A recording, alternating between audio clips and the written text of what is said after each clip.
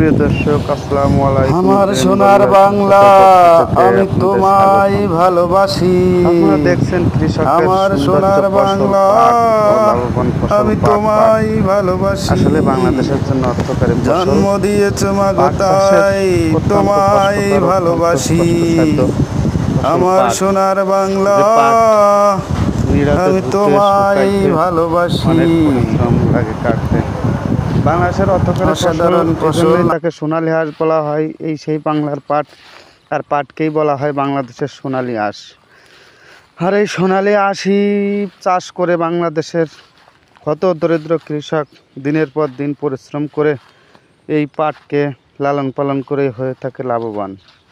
এবারও পূর্বের ন্যায় পাট চাষ শুরু হয়েছে আমাদের দেশে। কৃষক ভাইয়েরা পাট চাষে পর উদ্যোগীভাবে কাজ করছে এবং পাট আলহামদুলিল্লাহ অনেকটাই সুন্দর হয়েছে।